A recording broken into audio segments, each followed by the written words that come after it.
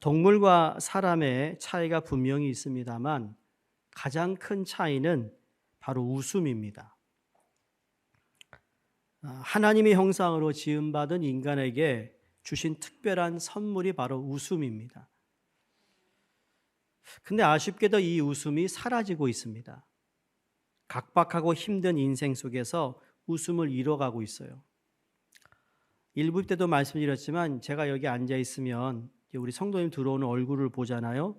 그러면 아유 이번 한 주도 힘들었구나 얼굴이 있어요. 아유 고민이 많구나 죽을 맛이구나. 반대로 그래도 뭔가 예배의 기대감을 가지고 나오는 얼굴들이 있어요. 우리 얼굴에서 많은 표정들이 나오는데 가장 아름다운 모습이 바로 웃음이라는 거예요. 한번 웃어보세요. 왜 이렇게 입을 이렇게 쿡 담고 있냐고요. 뭐 혼자 뭐 맛있는 거 드시고 계세요? 정말 안타깝네요. 웃으시라고. 교회까지 나오면서 웃음을 잃으면 어떡하냐고요. 믿는 사람과 안 믿는 사람 내가 전도를 못해도요. 여러분 믿는 사람 안 믿는 사람은 어디 가든지 그래도 미소를 잃지 않는 거예요. 웃는 거예요. 웃는 거. 어느 고등학교 졸업 앨범에서 활짝 웃는 표정으로 사진을 찍은 학생의 삶을 조사해 봤는데 결과 웃지 않고 찍은 학생보다 더 행복한 사람이 웃으면서 사진을 찍었던 학생들이라는 그 연구 결과가 있어요. 그만큼 웃음이 우리 몸이나 정서에 유익하다는 것을 깨닫게 하는 연구 발표입니다. 잠언서 15장 13절에 이렇게 말씀하십니다. 마음의 즐거움은 얼굴을 빛나게 하여도 마음의 근심은 심령을 상하게 하느니라. 일반적으로 웃음은 즐거움과 기쁨의 표현인데 그것이 얼굴을 빛나게 한다는 겁니다. 반면에 근심은 심령이 상하게 된다는 것을 성경이 우리에게 말씀하고 있습니다. 최근에는 웃음은 우리의 몸의 혈류를 증가시키므로 건강에 큰 도움이 된다는 연구 발표가 있는데 어찌됐든 웃음에 대한 연구가 참 많다라는 것을 여러분이 인터넷을 보시면 많아요. 웃을 때마다 우리의 몸의 피가 흐름이 좋아지고 맑아져서 건강에 큰 도움이 된다는 말입니다. 그래서 과거에 이 웃음 전도자였던 황 박사님이 있잖아요. 그분이 항상 무슨 말 했어요? 엔돌핀이 돌아야 된다. 엔돌핀이. 한번 웃어보세요. 웃어보시라고요. 박장대소 한번 해볼까요? 네? 오늘 본문은 웃음에 관한 말씀입니다. 근데 이 웃음이 역전의 웃음이에요. 오늘 6절에 보시면 사라가 이르되 하나님이 나를 웃게 하시니 듣는 자가 다 나와 함께 웃으리로다. 그럼 사라가 웃는 말씀인데 하나님이 나를 웃게 하셨다입니다. 참 하나님이 코미디언도 아닌데 사라가 웃었어요. 근데 오늘 21장 말씀을 이해하기 위해서는 조금 먼저 창세기 18장으로 가야 됩니다. 여기서부터 시작이 돼야 되는데 18장은 아브라함 집에 하나님의 천사가 나그네로 변신해서 그리고 아브라함의 집에 초대를 받아 대접을 받는 장면이 나옵니다. 창세기 18장 6절 7절에 보시면 아브라함이 급히 장막에 들어가 사라에게 이르되 속히 고운 가루 새 스앗을 가져다가 반죽하여 떡을 만들라 하고 아브라함이 또 짐승에 달려가서 기름지고 좋은 송아지를 취하여 하인에게 주매 그가 급히 요리하는지라. 여기 단어가 세 가지 비슷한 단어가 등장하는데 급히 아브라함의 장막에 들어갑니다. 이 손님들 나그네를 접대하기 위해. 그러면서 속히 고운 가루 새앗을 가져다가 반죽하여 떡을 만들라고 합니다. 그리고 다시 기름지고 좋은 송아지를 잡아서 요리한 것을 급히 대접하는 아브라함의 모습. 그러니까 아브라함이 손님 대접을 얼마나 신경을 쓰고 있는지를 알고 있습니다. 우리가 누구를 대접한다는 것은 이런 마음이 돼야 된다는 것이죠. 정말 정성을 다해 최선을 다해 대접할 때 여러분 그 받는 사람들이 감격하고 감동을 하는 겁니다. 그래서 그렇게 감동을 받았는지는 모르겠습니다만 그러나 당시 아브라함이 자신이 대접하고 있는 이분들이 누구인지 잘 몰랐다라고 히브리서 13장 2절에 이렇게 말하죠. 아브라함이 부지 중에 천사를 대접했다라고 기록되어 있습니다. 그러니까 하나님의 천사들이 아브라함에게 잘 대접을 받고 나서 아브라함에게 묻습니다. 야, 너의 아내 사라가 어디 있느냐? 이 말을 들으면서 느낀 게 뭐냐면 하나님이 아브라함을 찾아왔지만 그러나 하나님은 지금 사라를 더 관심을 두고 있다는 것을 알게 됩니다. 하나님께서 아브라함을 찾아오신 것은 아브라함보다 사라를 만나기 위해서 오신 것이라는 거죠. 이유는 지난 25년간 아들을 기다렸지만 아무런 소식이 없어 포기하고 있던 사라의 마음을 아셔서 하나님께서 사라의 그 안타까움과 가련함을 달래고 위로하고 축복하고 치료하기 위해서 오신 것이라는 거예요. 여기서 큰 은혜를 받아요. 여러분 항상 하나님은 우리를 찾아오신다는 거예요. 병상에 있어요? 찾아오세요. 어려움에 있어요? 찾아오세요. 고민거리가 있어요? 찾아오세요. 갈등을 하고 있어요? 찾아오세요. 하나님은 말씀을 통해 우리에게 말씀하시고 기도하는 가운데 우리에게 응답을 주시고 그리고 교회를 통하여 하나님께서 말씀하시고 우리의 벌어지고 있는 상황을 통하여 사건을 통해 우리에게 말씀하시는 하나님이세요. 근데 하나님이 말씀하실 때는 그냥 아무 말을 하는 게 아니고 세 가지를 위해 말씀하세요. 하나는 하나님 자신이 누구임을 말씀하시고 하나님의 뜻이 무엇인지를 말씀하시고 그 말씀하시는 목적이 무엇인지를 말씀하세요. 그래서 우리는 하나님의 뜻을 분별하는 거거든요. 그래서 찾아오셔서 아브라함이 아니라 사라가 어디냐고 물었을 때 여러분 음식을 가져온 사람 누구예요? 아브라함이에요. 누가 준비했어요? 아브라함이에요. 그런데 지금 누구를 찾고 있어요? 사라가 어디 있느냐. 가끔 신방 가면 안 보이는 사람을 찾아요. 제가. 그 아이는 어디 있습니까? 물론 이 신방에 그분이 요청해서 신방을 하지만 그 집을 제가 신방했을 때 거기에 자녀가 아니면 배우자가 어떤 그러한 것에 관심을 가질 수밖에 없죠. 왜? 그게 예수님의 마음이에요. 잃은 사람을 찾는 거예요. 사라의 마음을 달래주고 위로하고 축복하고자 사라가 어딨냐고 묻습니다. 그때 아브라함의 대답이 장막에 있어요. 그랬더니요.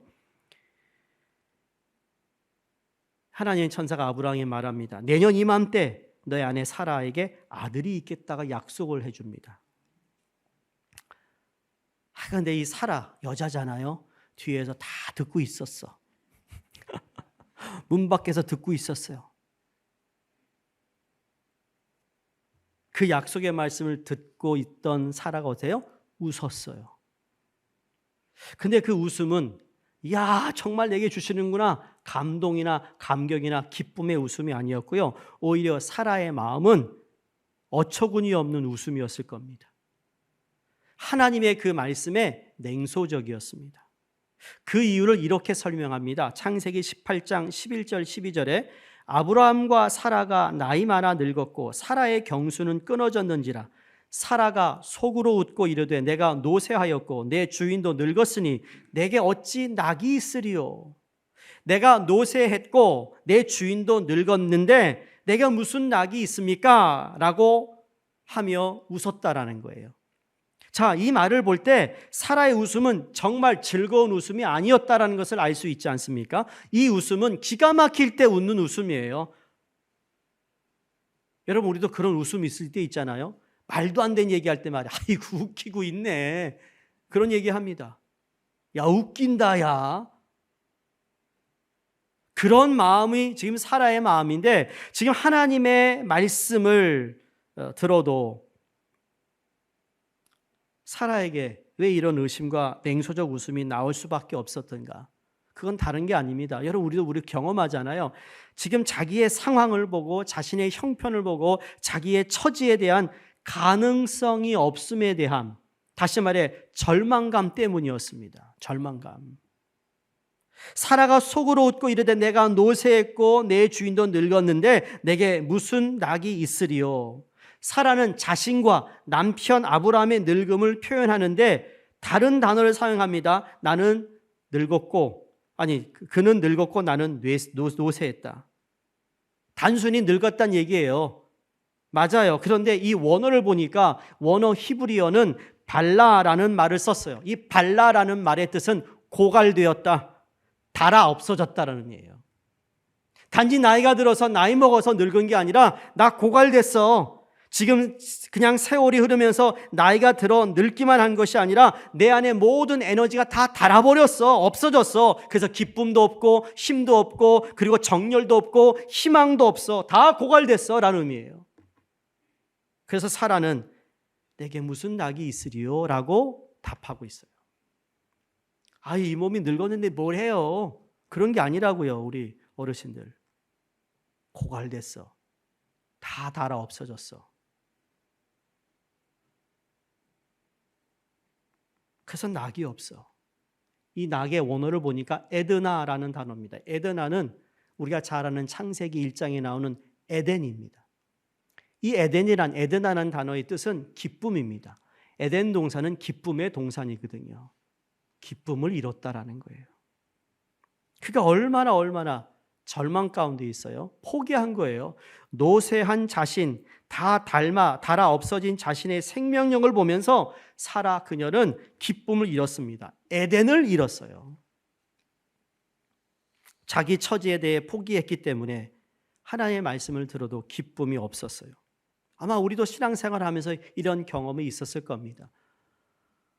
예수를 믿고 교회를 다니는데도 불구하고 너무너무 삶이 힘들고 어렵고 해도 풀리지 않는 삶을 살아갈 때 하나님의 말씀이 선포돼도 들리지 않고 그 말씀이 내 마음에 와 닿지 않을 때가 있어요. 지금 사라가 하나님은 보이지도 않아요. 하나님의 약속의 말씀도 귀에 들어오지 않고 있습니다. 지금 사라가 가지고 있는 이 절망감, 낙심이 너무나도 크기 때문에 그 문제에 빠져 헤쳐나오지 못하고 있다는 거예요. 그래서 사라가 허탈하게 웃으며 절망적인 생각을 하고 있는 것을 하나님께서 보시고는 묻습니다.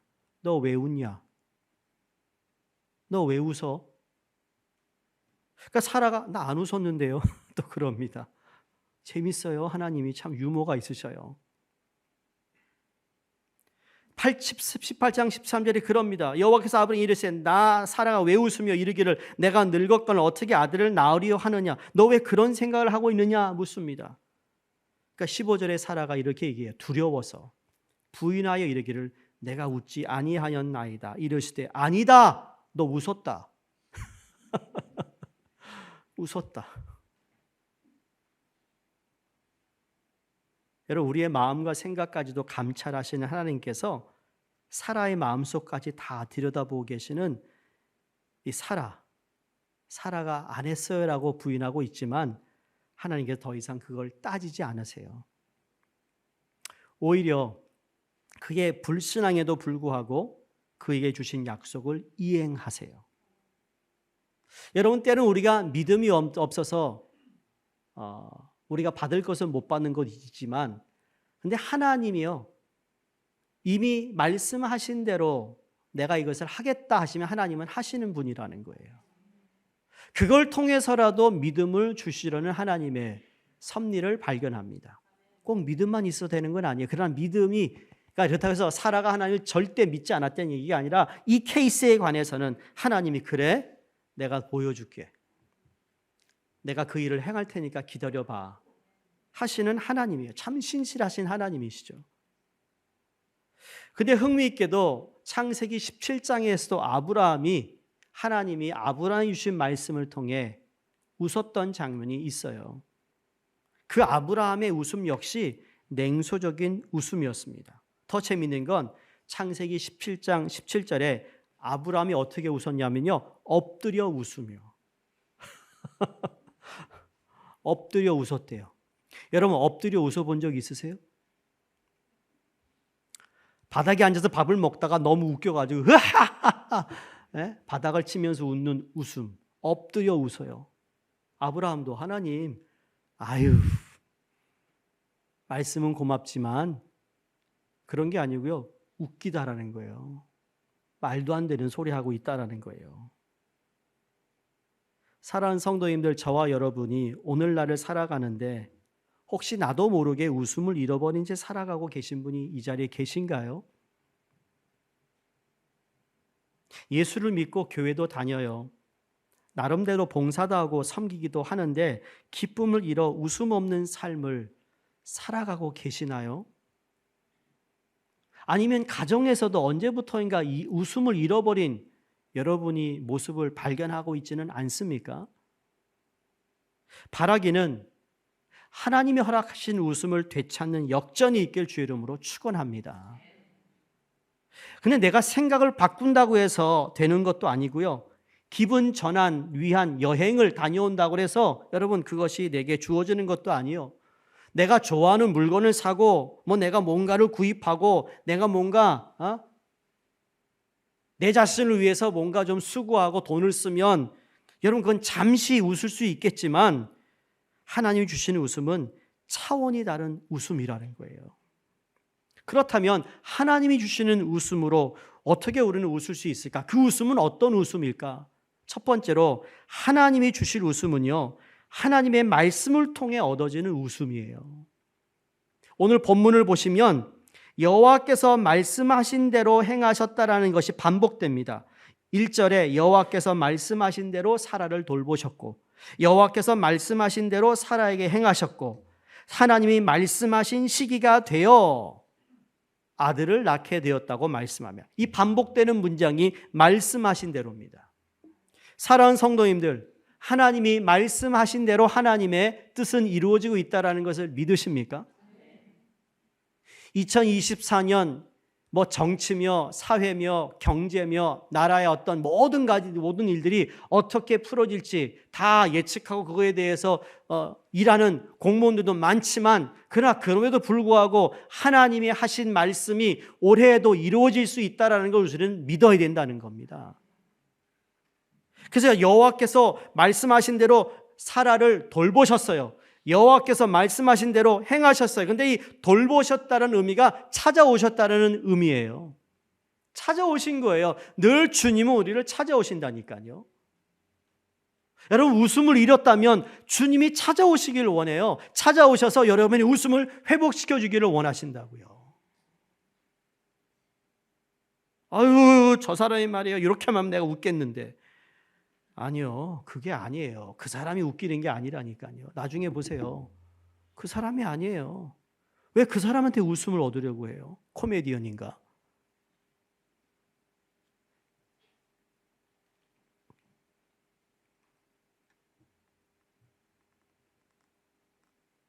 참 재밌어요. 저는 이렇게 코믹한 얘기를 잘 못해요. 유머스러운 얘기를 못해가지고 좀 딱딱한 편이런데, 우리 이제 형제들이 모이면 저희 형은 참 우스운 얘기를 잘해요. 넉살도 좋아. 때로는 또 웃기지 않은 얘기 막 해요. 근데 우리 형수님은 좋다고 웃어요. 그냥 선생연분이구나. 하나도 안 웃어. 갈 때 그 웃겼어? 안 웃었다고. 역시 그래서 사는구나. 두 분이 틱탁틱탁 거리는 것도 많은데 그렇게 웃는구나.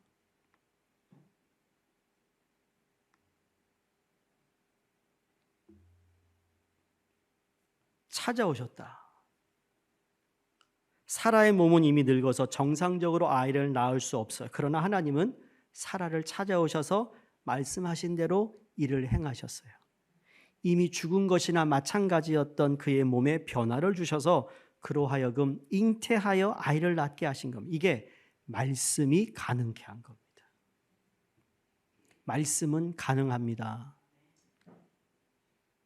성경에 보시면 아이를 갖지 못하는 여인들이 하나님께 기도하여 아이를 가진 여인들이 있잖아요. 그런데 그건 그래도 남편과 방을 같이 써서 아이를 낳은 거예요. 그런데 남편과 함께 방을 쓰지 않고 아이가 탄생한 케이스는 딱 두 케이스예요. 오늘 사라와 예수 그리스도예요.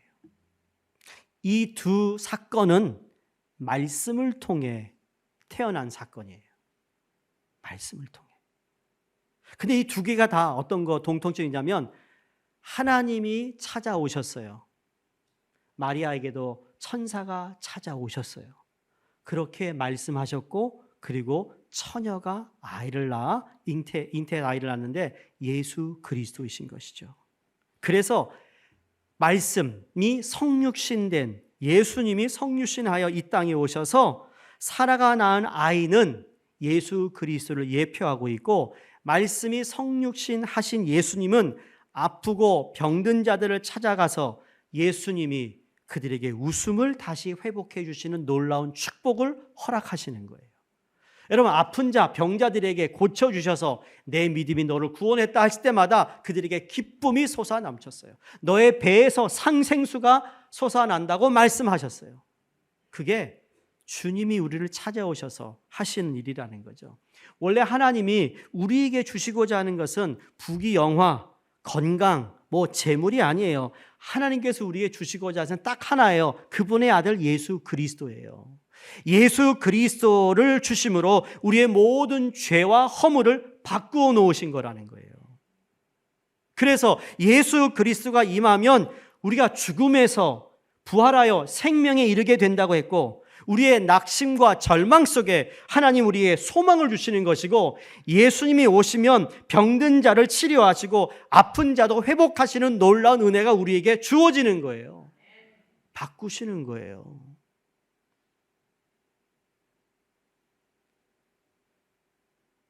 하나님은 그 아들과 우리의 모든 허물을 바꾸고자 하셨어요. 그러니까 잘 생각해 보세요. 우리의 모든 허물과 연약함과 가난과 모든 불행을 하나님의 아들과 바꾼다는 말을 믿으셔야 된다는 거예요.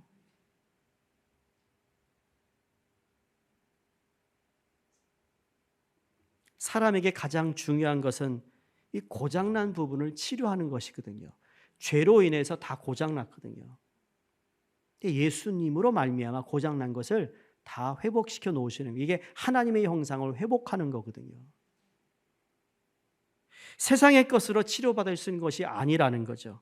이미 늙어서 고장난 사라의 뱃속에 하나님의 말씀이 작용하고 말씀이 치료해서 아이를 낳을 수 있게 만들었던 것처럼 우리 속에 고장난 부분을 말씀이 치료해서 하나님의 말씀을 듣고 그분을 경험하며 그 뜻대로 살게 되는 것, 이것을 성경은 말씀으로 태어난다고 이야기하고 있습니다.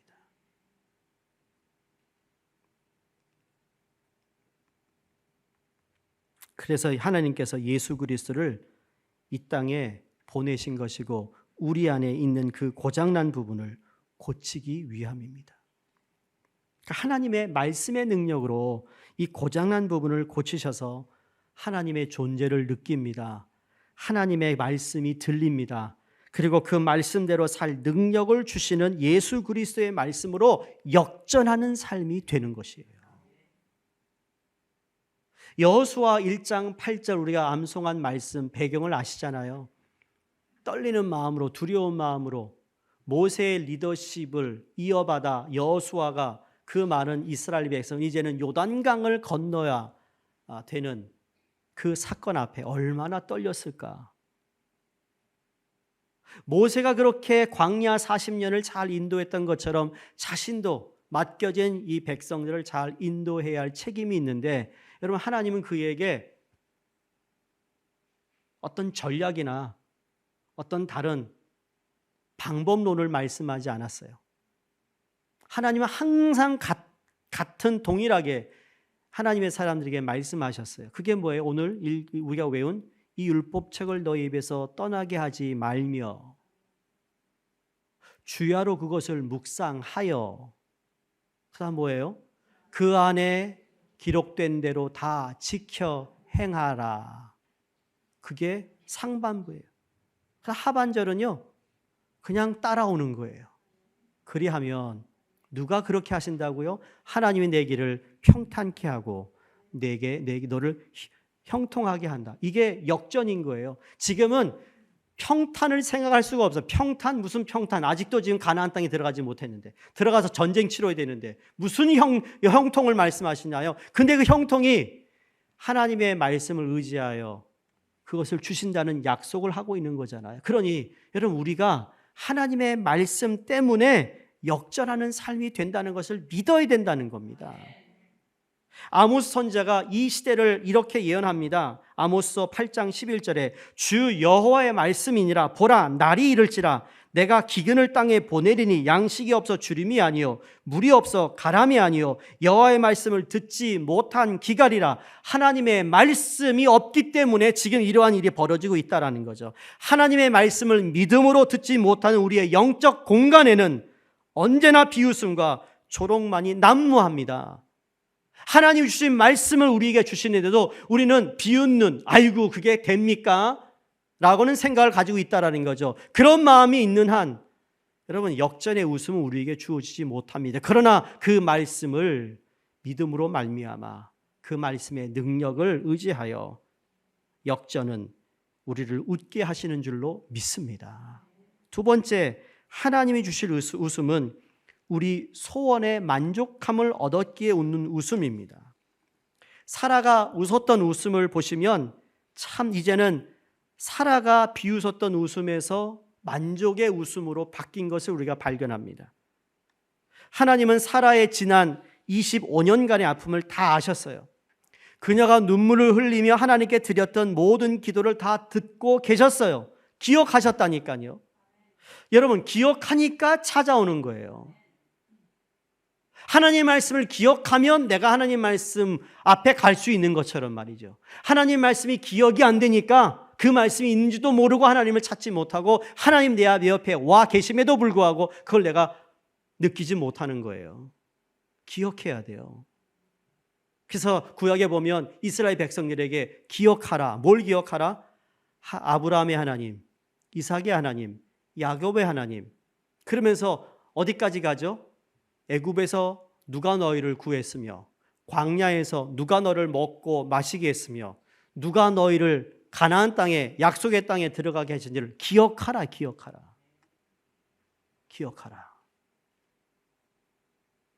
하나님은 때가 되매 사라의 몸에서 아들을 낳게 하심으로 사라가 25년간 흘렀던 그 모든 눈물을 다 씻어주셨습니다. 그리고 슬픔이 변하여 기쁨이 되게 하여 주셨어요.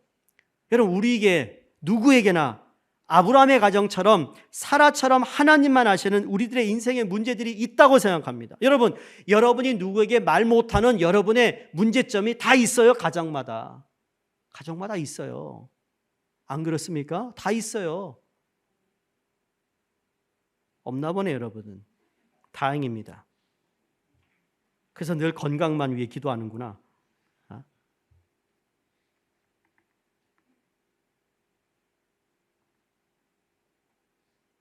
여러분, 아픔이 있어요. 우리 하나님은 이런 우리의 아픔을 외면하거나 무시하시는 하나님이 아니라는 겁니다.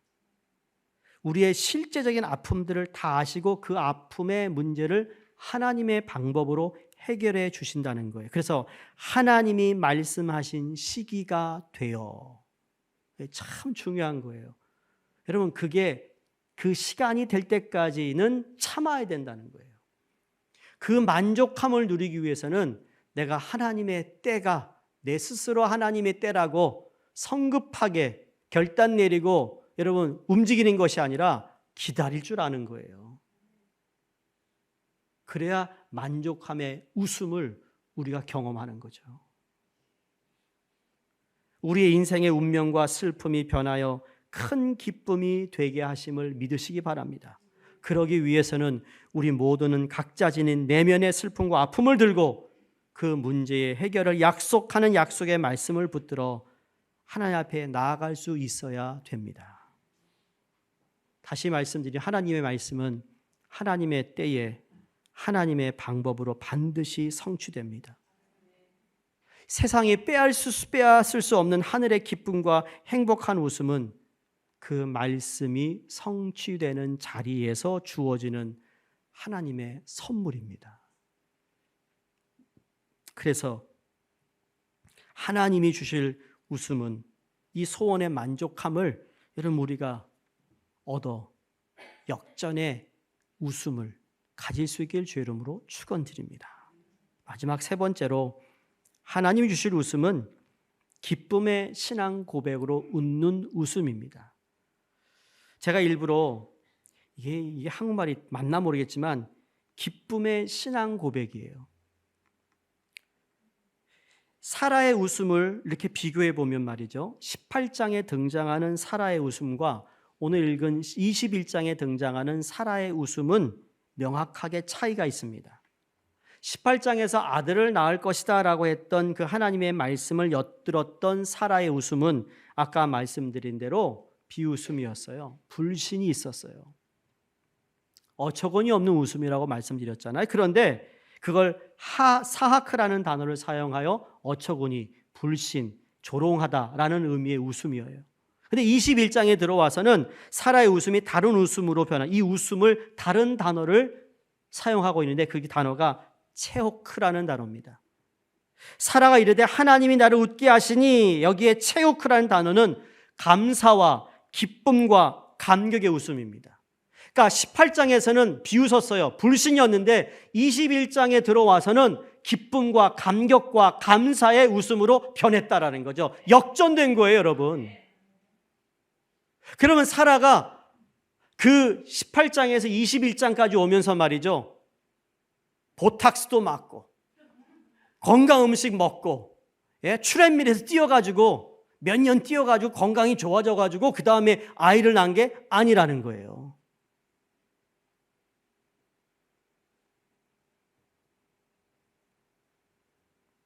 더 늙으면 늙었지 말이죠. 더 좋아지고 건강해지고 젊어지지 않았다는 이야기예요. 그럼에도 불구하고 그의 웃음이 달라졌어요. 사하크에서 체오크라는 단어로. 근데 문제는 이런 웃음, 이 체오크란 웃음은 우리 스스로 웃을 수 있는 웃음이 아니라는 거예요. 이 웃음은 하나님께로부터 오는 웃음이요. 하나님이 우리를 웃게 해주실 때 비로소 우리가 웃을 수 있는 웃음이 바로 체오크라는 웃음이라는 거죠. 하나님이 내게 주셔야 되는 거예요. 사랑하는 성도님들, 이러한 역전을 소망하시고 기대할 수 있기를 간절히 주의 이름으로 축원합니다. 말도 안 되는 말에 비웃었어요. 그런데 말도 안 되는 것을 가능케 하여 하나님으로 인하여 기쁨과 감격의 웃음을 주셨다니까요. 사라는 자기가 할 수 있는 일이 하나도 없었어요. 그냥 한 가지는 할 수 있었죠. 뭘까요? 말씀을 마음에 두는 거였어요. 마음이 아프고 몸이 아프고 정말 여러 가지 사건으로 치여서 힘들 때 여러분 우리의 하나님의 말씀이 뭐라고 그랬죠? 주님은 평강이 있어서 우리의 생각과 마음을 감찰하시는 분이라고 그랬어요. 그분이 우리의 마음을 아셔서 우리에게 요구하시는 건 다른 게 아니에요.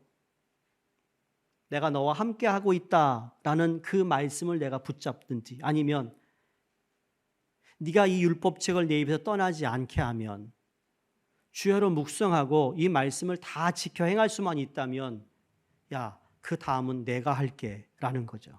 오늘 사건도 그렇습니다. 사라가 아브라함이 한 건 하나도 없어요. 다 하나님이 처음부터 끝까지 하신 일이에요. 이 역전을 오늘도 하나님은 우리의 삶을 통하여 이루실 수 있는 분이라는 것을 믿어야 됩니다. 포기했다고 그랬어요. 생각조차 하지 않았어요. 그런데 하나님이 하세요. 웃음 바이러스라는 이야기가 있잖아요. 한 사람이 열심히 웃으면 옆에 있는 사람이 함께 웃고 그 옆에 있는 사람이 웃고 또 옆 사람이 웃고 이게 모두가 웃는 것을 의미하는데 사라의 웃음의 주체는 누구였습니까? 이삭이 아니에요, 여러분. 우리는 이삭 때문에 기쁘고 웃었다라고 생각할 수 있지만 그렇지 않아요. 성경을 보면 정확합니다. 하나님이 나를 웃게 했다 그럽니다.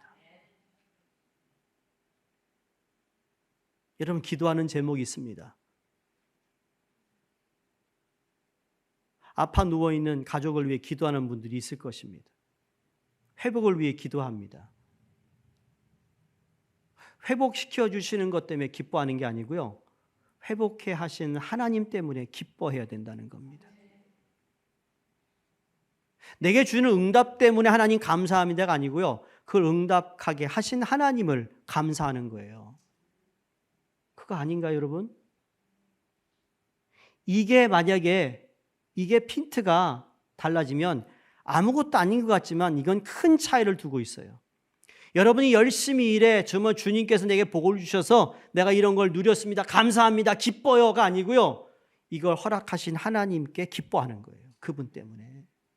그래서 우리가 11조도 하는 거예요. 그래서 우리가 감사도 하는 거예요.